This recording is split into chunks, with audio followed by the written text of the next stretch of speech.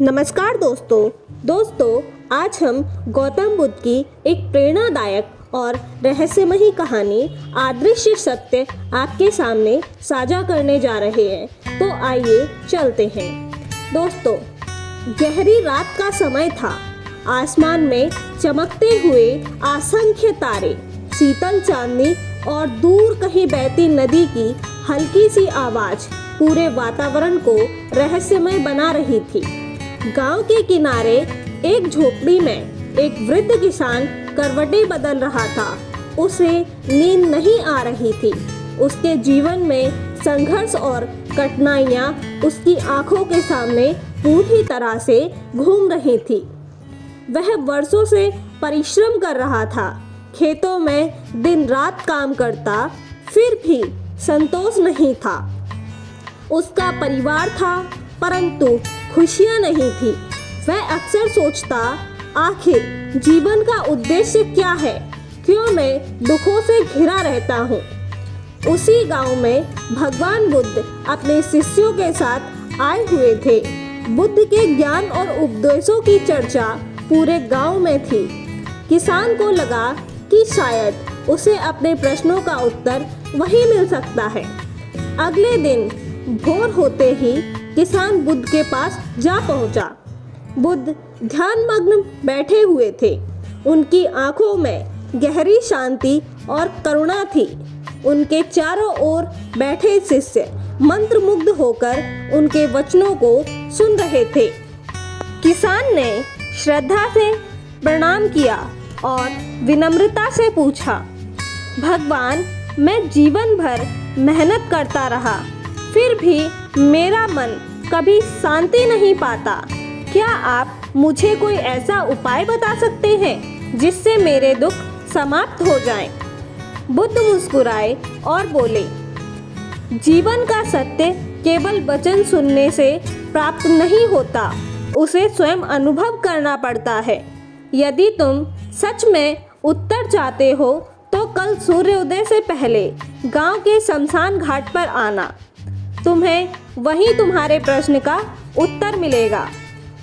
किसान को यह सुनकर आश्चर्य हुआ। शमशान घाट, वहाँ क्या मिलेगा? लेकिन बुद्ध के शब्दों में कुछ ऐसा था जो उसे वहाँ जाने के लिए प्रेरित कर रहा था। रात का समय, पूरा गांव गहरी नींद में सो रहा था, लेकिन किसान की आंखों में नींद नहीं थी। वह बार बार सोच रहा था, बुद्ध ने मुझे शमशान घाट क्यों बुलाया? धीरे धीरे रात बीती और सूरज निकलने से कुछ पहले वह शमशान घाट की ओर चल पड़ा।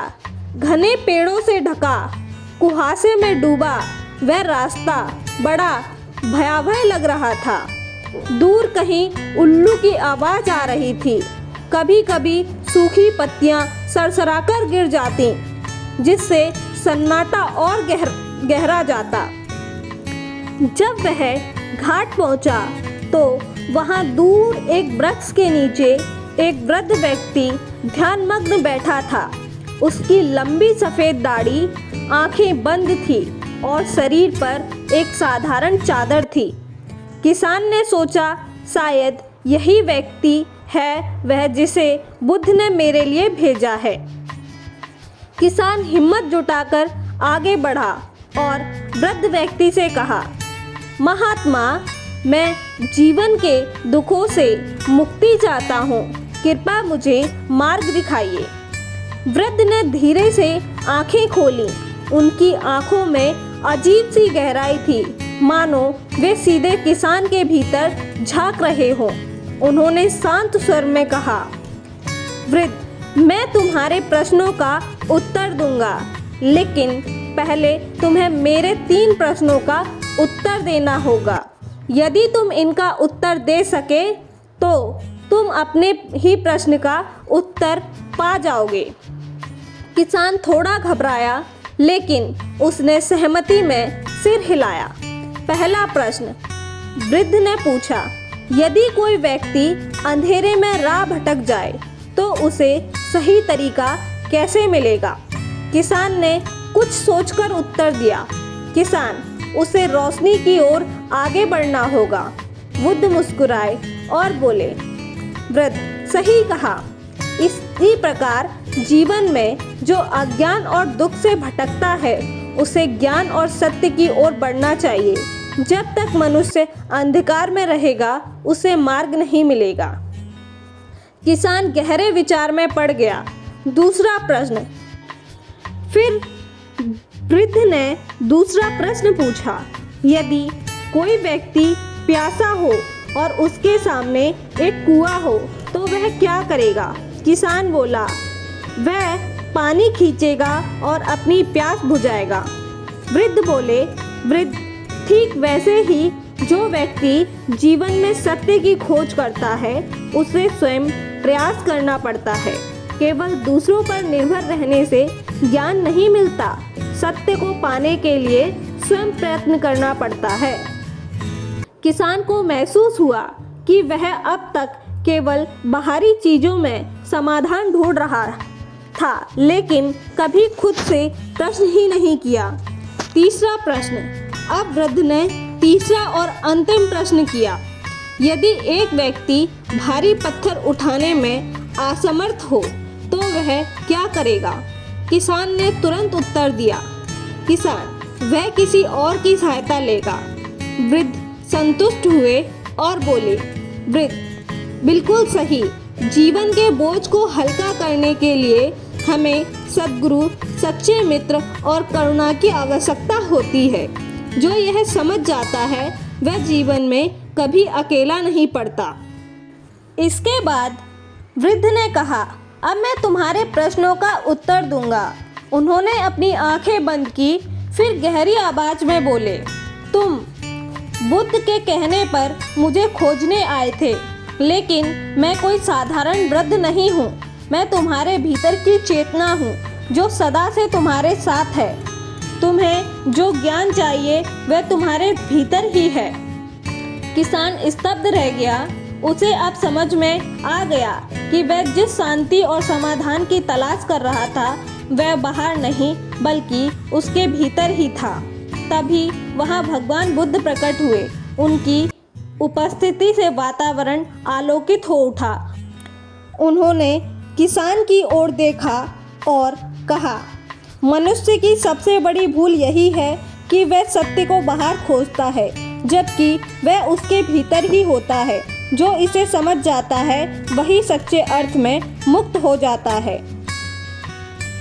तब किसान बुद्ध से बोला, आपकी बातें मेरे मन को छू गईं, लेकिन क्या यह इतना सरल है? क्या मैं सच में अपने दुखों से मुक्त हो सकता हूँ? बुद्ध ने एक शांत मुस्कान के साथ उसकी ओर देखा और बोले, यह सरल भी है और कठिन भी। यह इस बात पर निर्भर करता है कि तुम अपने पुराने विचारों को छोड़ने के लिए कितने तैयार हो। यदि तुम जलते अंगारे को मुट्ठी में पकड़ोगे तो हाथ जल जाएगा, लेकिन यदि तुम उसे छोड़ दोगे तो पीड़ा समाप्त हो जाएगी। प्रश्न यह नहीं है कि आग तुम्हें जलाती है या नहीं, प्रश्न यह है कि तुम उसे पकड़कर क्यों बैठे हो।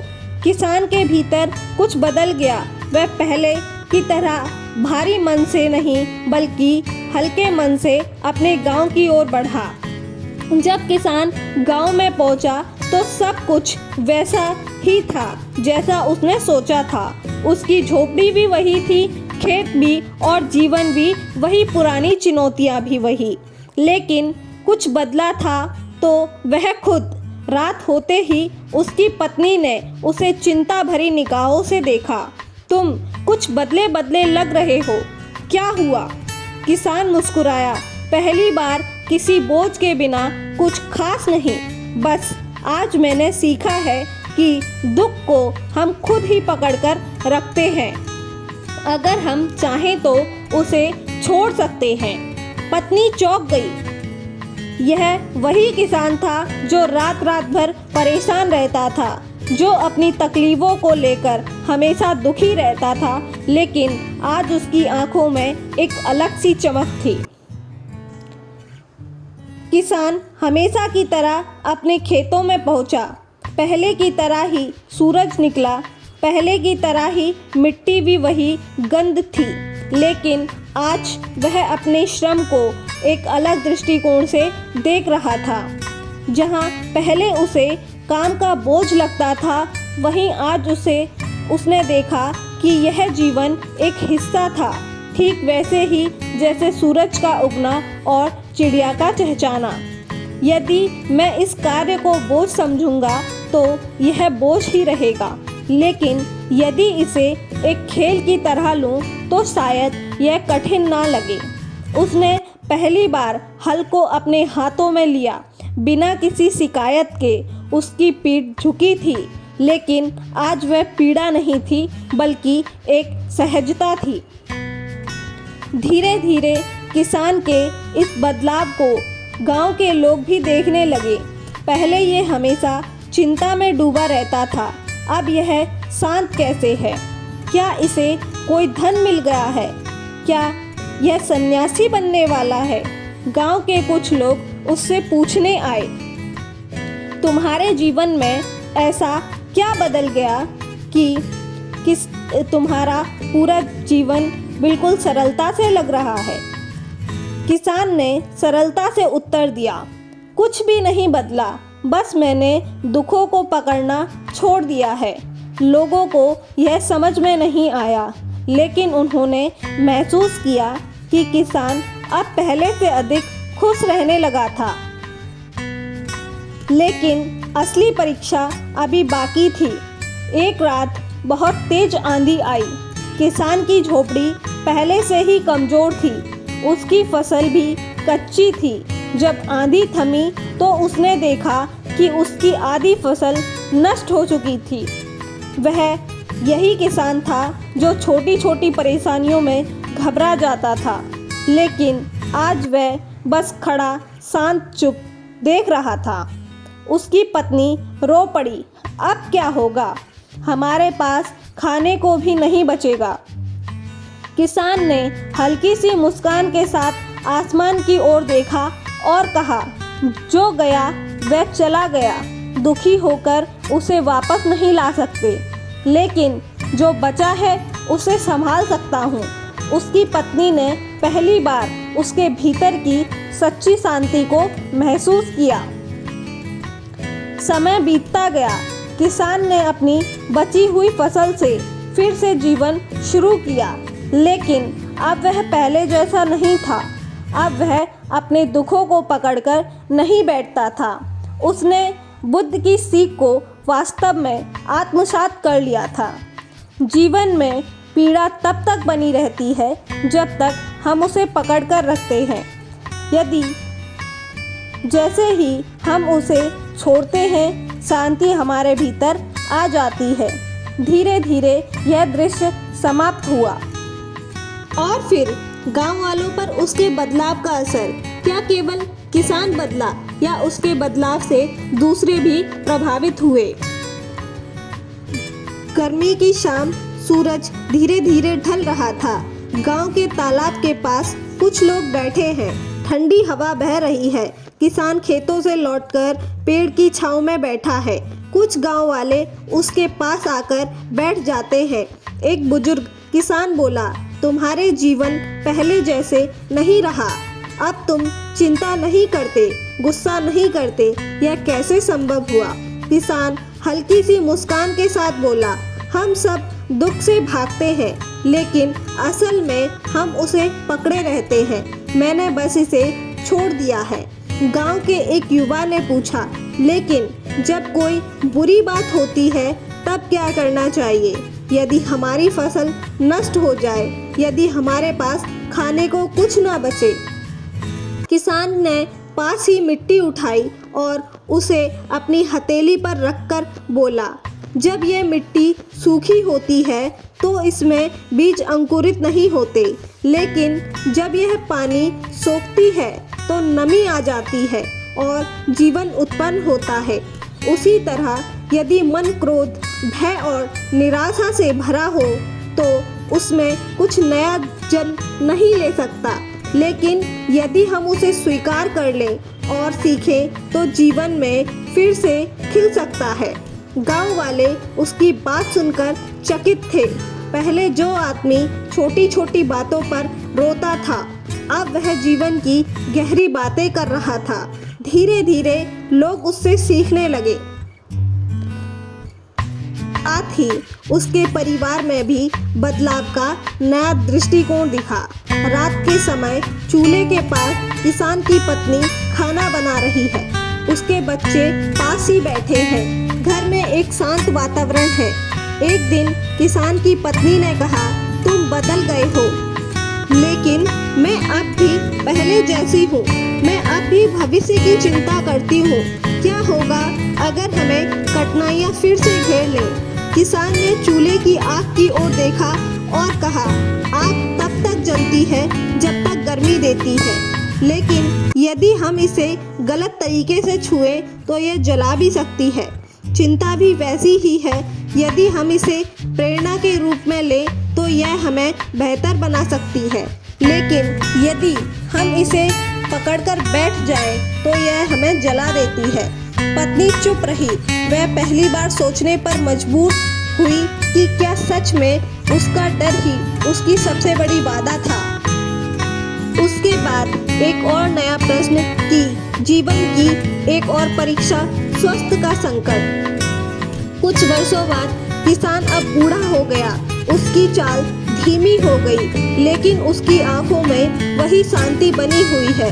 एक दिन वह बीमार पड़ गया। गांव के लोग उसके आसपास इकट्ठा होते हैं। उसकी पत्नी और बच्चे घबराए हुए हैं। पत्नी बोली, अब क्या होगा अगर तुम्हें कुछ हो गया तो? किसान ने हल्के से मुस्कुराकर कहा, जिसे जाना है वह जाएगा, लेकिन क्या मैं अभी दुखी रहकर इस पल को खराब करूं? नहीं, मैं अभी जीवन को वैसे ही देखूंगा जैसे पहले देखता था। जो है वही पर्याप्त है। धीरे धीरे उसकी हालात सुधरने लगी, लेकिन उसके इस दृष्टिकोण ने पूरे गांव को बदल दिया। अब वे भी छोटी छोटी बातों पर घबराना बंद करने लगे थे। इस कहानी से नई पीढ़ी को यह सीख मिली कि बुद्ध की विरासत जीवित रहती है। एक दिन किसान अपने पोते के साथ खेतों में टहल रहा था। हवा में हल्की ठंडक थी, आसमान नीला था और पक्षी उड़ रहे थे। पोते ने पूछा, दादाजी, आप हमेशा शांत कैसे रहते हैं? किसान हंसते हुए बोला, क्योंकि मैंने सीखा है कि जीवन को वैसे ही स्वीकार करना चाहिए जैसे यह आता है। अगर पानी को तुम मुट्ठी में बंद करने की कोशिश करोगे तो वह निकल जाएगा, लेकिन अगर तुम अपनी हथेली को खोल दोगे तो वह वहीं रुक जाएगा। पोते ने अपनी हथेली खोली और मुस्कुराया। अब वह समझ चुका था कि जीवन को पकड़ा नहीं जा सकता, उसे बस बहने देना चाहिए।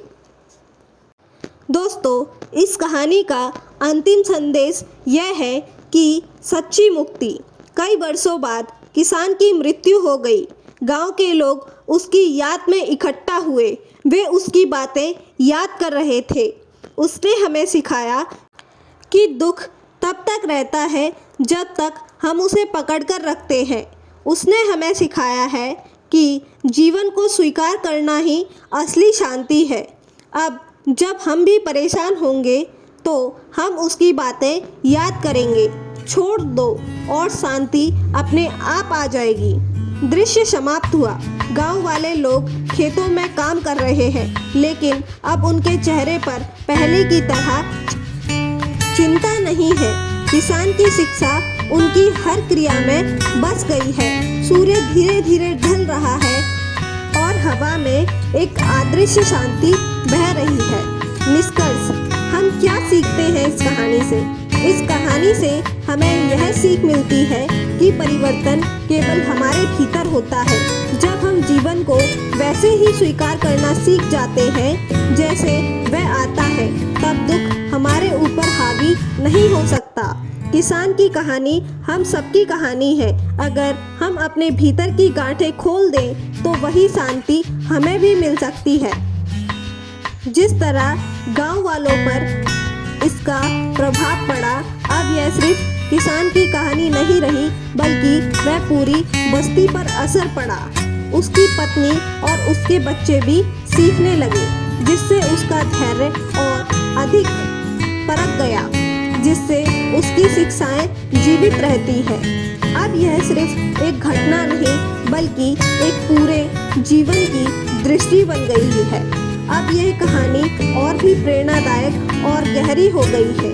अगर आप इसमें ढल जाएं और इस कहानी से कुछ सीखे हो तो कृपया इस कहानी को अपने और भी प्रियजनों के साथ साझा करें, ताकि वह भी अपनी ज़िंदगी की जो लड़ाई लड़ रहे हैं उससे आसानी से बाहर आ सकें, और साथ ही इस चैनल को सब्सक्राइब करना ना भूलें। धन्यवाद दोस्तों।